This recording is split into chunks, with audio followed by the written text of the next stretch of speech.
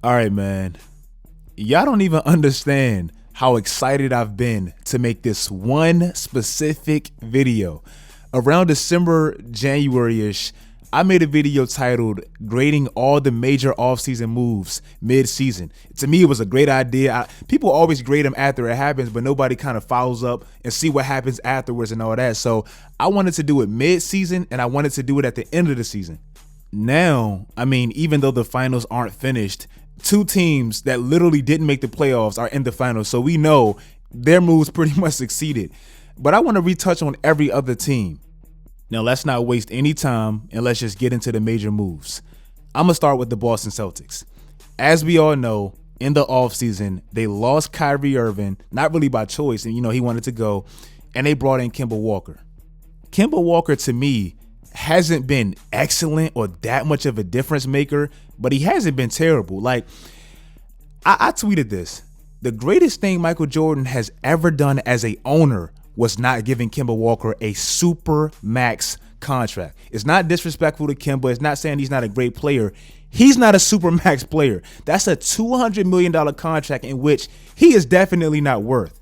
Now, I can't grade it as a terrible grade because one thing Kemba did do for this, for this organization and really the team, I think he kind of brought it and kept it close together. We all know Kyrie was a little cancerous in that Celtics locker room, splitting the team, all that stuff. Kemba brought it more together, so I'll give him credit for that. But as far as production in the playoffs, he's had way too many inefficient games, way too many games where he seemed like he was out of it. It didn't really seem like he was that great of a leader as far as closing games and all that. So I'll just have to give it a B-. Not the greatest, but not the worst. The Philadelphia 76ers, oh my God. Oh my God. Bro, I'm going to have to give him an F. A F-, a G, a M, a O, a Z. The lowest grade possible they have to get.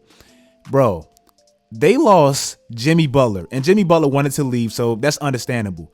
They didn't give JJ Redick the contract that he deserved, and he was the only player on your team that could have spread the damn floor. That's bad enough. Then you basically have Ben Simmons, a power forward at heart, a point power forward. Tobias Harris, really a power forward, and Joel Embiid.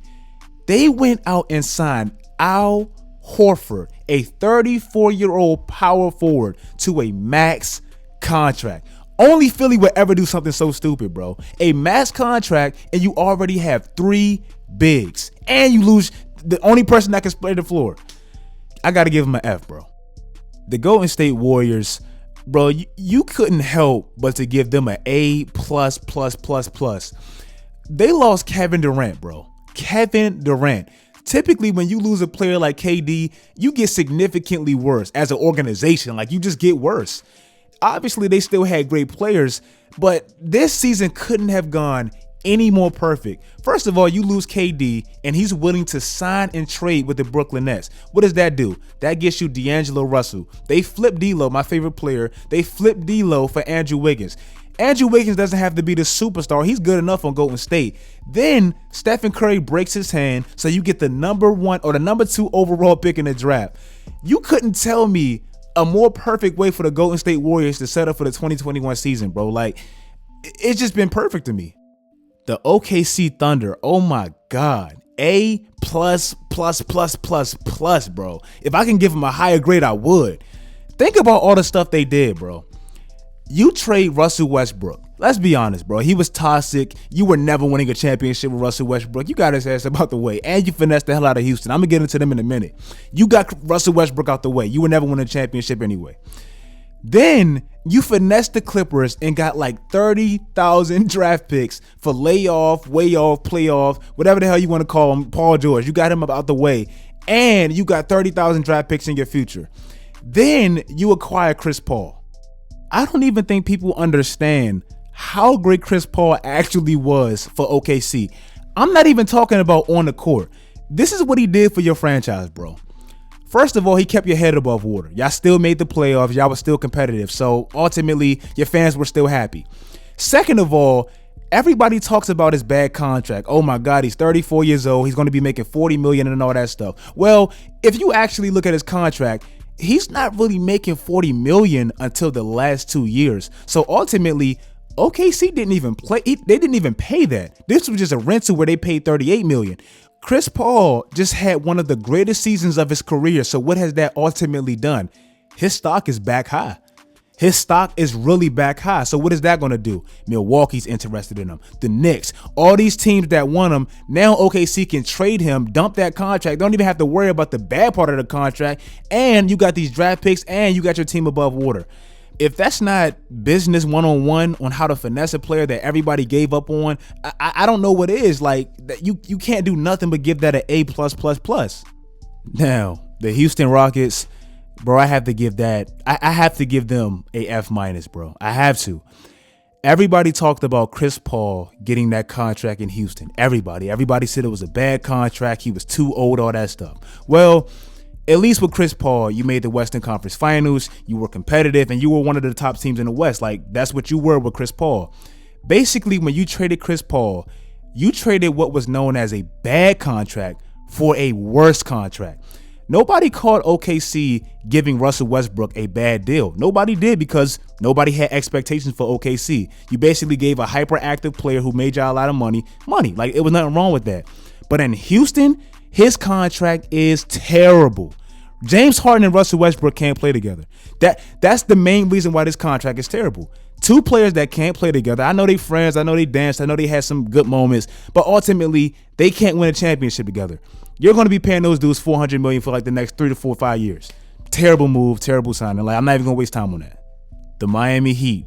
I'm not even going to waste too much time on it, bro. In December, I gave him an A+, for getting Jimmy Butler. In August, October, I'm going to give him an A+. Like, they're A+. Jimmy Butler was the perfect signing for Pat Riley and Eric Spoelstra. A++++. Now, the LA Clippers, I can't do nothing but give them an F-. No, it's not because of Kawhi. No, it's not because of Doc Rivers getting fired. None of that. It's specifically because of Paul George. I don't want to sound like I'm bullying him or anything like that, but it's just the facts. I always forget how much draft picks they gave up and everything specifically because it was a lot. But I always just say 30,000. You gave up 30,000 draft picks for Paul George. Do you understand the last time that happened for one player was, I think, Kevin Garnett? What happened the following year when Boston did that? They won an NBA championship, and they probably would have won two had KG not gotten injured in 2009. That's what's supposed to happen when you give up that much for one player. You can't have a 3-1 lead and get bounced out in the second round, and Paul George gives you nothing in the second half, and Kawhi gives you nothing. Like, that has to be an F. You gave up way too much and got back way too little. Your coach got fired. Your team is in disarray. Montrezl Harrell is probably going to leave now. Like, it's too much going on for me not to give that an F.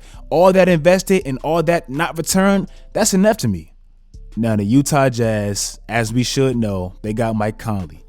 I have to give that a D. I'm not going to get too detailed.